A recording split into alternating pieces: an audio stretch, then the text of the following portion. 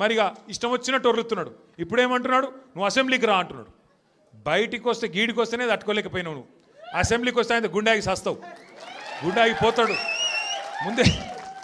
ముందే ఇంతున్నాడు, ఆయనతో గుండాకి డామ్మంటాడు. ఇప్పుడు ఇవాళ రేపు ఎట్లయిపోయిందంటే నిజంగా బాధ అనిపిస్తుంది. నాకు తిట్టాలని లేదు, కానీ బాధ అనిపిస్తుంది. ఇప్పుడు మా లీడరు అన్నది పక్కకు పెట్టు, తెలంగాణ తెచ్చిన నాయకుడు అన్నది పక్కకు పెట్టు, 2 సార్లు ప్రజలు గెలిపించిన ముఖ్యమంత్రి అనేది కూడా పక్కకు పెట్టు. మా నాయన కదా, మా నాయన తిడితే కొడుకుకు రేషం రాదా? ఇక్కడ దాకుంది కోపం, ఇక్కడ దాకుంది. దొరికితే ఎడమకాలు చెప్పు తీసుకొట్టాలని ఉంది. కానీ ఏం చేయాలి? ప్రజాస్వామ్యం. ఎక్కతక్క మాట్లాడితే మళ్ళీ ఏమంటారు, అగో వీనికి బాగా ఇంకా వీనికి అహంకారం ఉంది రాబోయ్ అంటారు. అహంకారం నాదా ఆయనదా? నేను గుంటూరులో చదువుకున్నా అంటాడు. అరే నేను గుంటూరులో చదువుకుంటే నీకేం వచ్చింది రాబోయ్? నాకు అర్థం కాదు. అప్పుడు ఆంధ్రప్రదేశ్ కలిసి ఉండే, నేను గుంటూరులో చదువుకున్నా, మళ్ళీ హైదరాబాద్లో చదువుకున్నా, పూనాలో చదువుకున్నా, అమెరికాలో చదువుకున్నా, నేను ప్రపంచం అంతా చదువుకున్నా. నీ లెక్క చదువు సందే లేకుండా తిరగలేదు.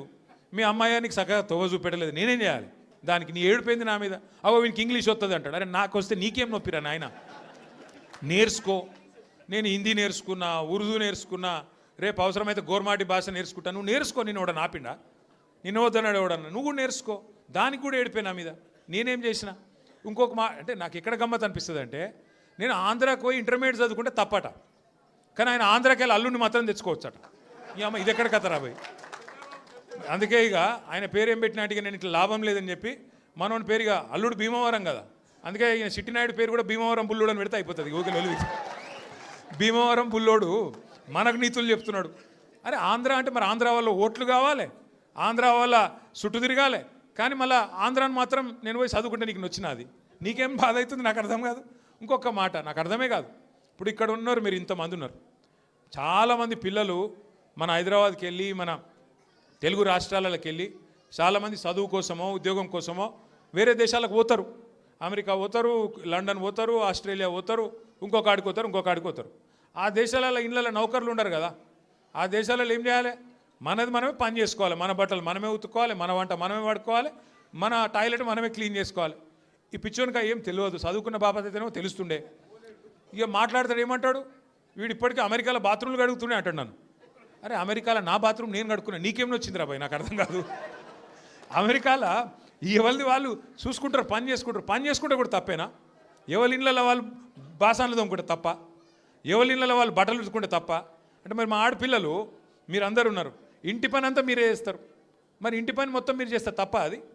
అట్లా మేము కూడా చదువుకున్నప్పుడు అమెరికాలో ఇంట్లో ఎవడుంటాడు? మరి ఎవరి పనాలు చేసుకోవాలి, ఎవరి గిన్నెలాలు దోముకోవాలి, ఎవరి బట్టలాలు ఉతుక్కోవాలి, ఎవరి టాయిలెట్లు క్లీన్ చేసుకోవాలి. తప్పేమున్నది అలా? దాన్ని పట్టుకొని టాయిలెట్లు క్లీన్ చేసేటోడు నీ లెక్క సంచులు మోయలే, నీ లెక్క దొంగ పనులు అయితే నేను చేయలే. ఇంకొక మాట ఏమంటాడు, నేనట మా అయ్య పేరు చెప్పుకొని బతుకుతున్నా అంట. అవు మా అయ్య గొప్పోడు, మా అయ్య తెలంగాణ తెచ్చిన మొగోడు మునగాడు, బరాబర్ చెప్పుకుంటా. తప్పేమున్నది? మా అయ్య పేరు నేను కాకపోతే ఎవడు చెప్పుకుంటాడు? నాకు అర్థం కాదు. మా అయ్య మొగోడు మునగాడు తెలంగాణ తెచ్చినోడు, బరాబర్ చెప్తా. మరి నేనేమంటున్నా, నువ్వు సకట్ పనులు చేస్తే నీ పిల్లలు కూడా నీ పేరు చెప్పుకుంటారు. నువ్వు లుచ్చ పనులు చేసినావు అనుకో, నీ మన్మడు కూడా నీ పేరు చెప్పుడే గాలంగా మన్మని అని చెప్పుకోడు. మంచి పనులు చేయి, నీ పేరు కూడా చెప్పుకుంటారు. నీలాగా దొంగలకు సద్దులు కట్టుడు, బ్యాగులు మోసుడు, వాళ్ళ సంకల్ నాకుడు, ఢిల్లీకి పేమెంట్ కోటాలో పైసలు చంచుడు, గవి మాతో కావు. కొట్లాడతాం, మొగాళ్ళలాగా కొట్లాడతాం, మునగాళ్ళలాగానే బతుకుతాం, తెలంగాణ పౌరుషంతో బతుకుతాం. నీలాగా బతుకం, ఢిల్లీకి గులాములక్క మాత్రం బతుకం. ఢిల్లీకి సంచులు మోసుకుంటా, ఢిల్లీలో పోయి బీజేపీలతో రాసుకొని పోసుకొని తిరుక్కుంటా, జడ్జీల కాళ్ళు పట్టుకుంటా, అయ్యో నన్ను కేసుల లోపల నుక్కకుర్రి అని చెప్పి డైవులు కొట్టుకుంటా, గా బతుకు అవసరం లేదు. బతికిన నాళ్ళు దర్జాగా బతుకుతాం, చచ్చినప్పుడు కూడా రాయలుగా చచ్చిపోతాం. అంతేగాని ఇట్లా చిల్లర పనులు చేయం.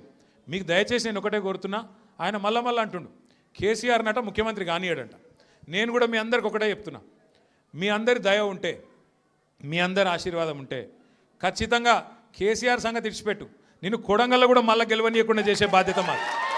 నిన్ను కొడంగల్లో మళ్ళీ గెలవనీయకుండా మళ్ళీ అసెంబ్లీకి రానియకుండా చేసే బాధ్యత పార్టీగా మేమందరం, ప్రజలుగా మేమందరం తీసుకుంటాం. నువ్వు మాట్లాడే మాటలు, చేసే రోత పనులు, వాటికి ఇలా ప్రజలు అసహించుకుంటున్నారు, నోట్లో ఉంచుతున్నారు. ఏం మాటలే అవి? ముఖ్యమంత్రి టీవీ పెడితే పిల్లలు ఖరాబ్ అయ్యేటట్టున్నారు నీ భాష ఇంటే అని చెప్పి మొత్తం టీవీలు బంద్ చేస్తున్నారు. గసంటి పరిస్థితి వచ్చింది. ఏం అడిగిండు కేసీఆర్ గారు మొన్న? ఏమయ్యా పాలమూరు ప్రాజెక్ట్ని ఎందుకు పండబెట్టినావని అడిగిండు. ఏమైందయ్యా 8 నెలలు అయింది, డీటెయిల్డ్ ప్రాజెక్ట్ రిపోర్ట్ కేంద్ర ప్రభుత్వం నరేంద్ర మోడీ వెనుకకు పంపిండు, నీకు సిగ్గు లేదా ముఖ్యమంత్రి? అది వెంటనే మళ్ళా పంపి 90% పనులు పూర్తయిన ప్రాజెక్టు ఇంకొక 10 పైసలు పెడితే అయిపోతుంది చేసి మరి ఆ పాలమూరుకు నీళ్ళు అన్నాడు. తప్ప కేసీఆర్ గారు అన్నది? దానికి సమాధానం చెప్పే తెలివి లేదు, పిచ్చి మొరుగుడు మొరుగుతూ ఉన్నాడు. అట్లాగే కేసీఆర్ గారు ఏమన్నారు? కృష్ణా జలాల్లో అన్యాయం చేస్తున్నాడు నరేంద్ర మోడీ, భారతీయ జనతా పార్టీ ఖచ్చితంగా వాళ్ళని ఎదుర్కోవాలా, కొట్లాడాలా ఢిల్లీలో. ఏం చేస్తున్నారు నీ ఎంపీలు అని అడిగిండు. బీజేపీ ఎంపీలను అన్నాడు, కాంగ్రెస్ ఎంపీలను అడిగిండు. దాంతో ఇలా వాళ్ళకి సమాధానం లేక, సమాధానం చెప్పే తెలివి లేక ఇలా నోటికొచ్చినట్టు మాట్లాడుతున్నారు. ఇంకొక మాట ఏమన్నాడు కేసీఆర్ గారు? ప్రజలను నువ్వు మోసం చేసినావు, 6 గ్యారంటీలు అన్నావు, నెలకు 4,000 పెన్షన్ అన్నావు, తులం బంగారం అన్నావు, ఆడపిల్లలకు నెలకు 2,500 ఇస్తా అన్నావు, అన్ని 100 రోజుల్లో ఇస్తా అన్నావు, ఎప్పుడు ఇస్తావు? 2 ఏళ్ళు అయింది కదా అన్నాడు. తప్ప కేసీఆర్ గారు ప్రధాన ప్రతిపక్ష నాయకుడిగా ప్రజల తరపున ప్రశ్నించుడు తప్ప? ఇవన్నీ అడిగితే ఆయనకు బూతులు వస్తున్నాయి, కోపం వస్తున్నది.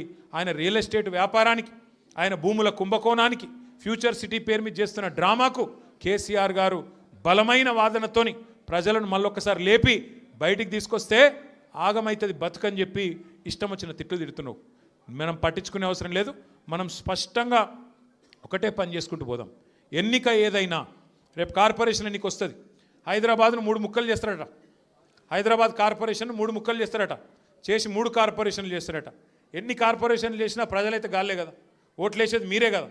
మీకు అందరికీ ఎవరు మంచో ఎవరు చెడో మీకు తెలుసు. అందుకే 24 డివిజన్లు అవుతున్నాయి శేర్లింగంపల్లి నియోజకవర్గంలో. అది ఏ కార్పొరేషన్లకు పోయినా గెలిపించే బాధ్యత మీరు తీసుకోండి. గట్టిగా కష్టపడదాం.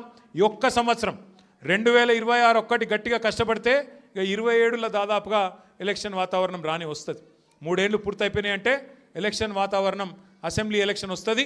మళ్ళీ తిరిగి కేసీఆర్ సార్ను మళ్ళీ తిరిగి తెలంగాణ రాష్ట్రానికి ముఖ్యమంత్రిగా చేసుకునే టైము తొందరలో వస్తుంది. కాబట్టి దయచేసి ఇంతకంటే ఎక్కువ నేను చెప్పను. మీరు చాలా దూరం నుంచి కష్టపడి, నేనే అక్కడికి రావాల్సి ఉండే, फिर भी आप इतना दूर आए. हमारे बहनों से भी मैं शुक्रिया अदा करना चाहता हूँ. आप इतने दूर आए, आप इतने लोग आए और छोटे छोटे बच्चों को भी साथ लेके आए. मैं आपका तहे दिल से शुक्रिया अदा करता हूँ, आपका शुक्रगुजार हूँ. और మా ఆడబిడ్డలందరూ కూడా మరి అంత దూరం కించి వచ్చినందుకు థ్యాంక్ యూ. మళ్ళొక్కసారి మీకు నేను చేసే విజ్ఞప్తి, ఎన్నిక ఏదైనా గుర్తు కారు సారు, ఈ రెండు మళ్ళొక పూట ఎప్పుడో ఒక రోజు మళ్ళీ రమ్మంటుండే ఆల్విన్ కాలనీకి. ఈసారి చెప్పి పర్మిషన్ తీసుకొని కాదు, ఉత్తగానే వస్తా. అప్పుడు అందరం కలుసుకుందాం. జై తెలంగాణ.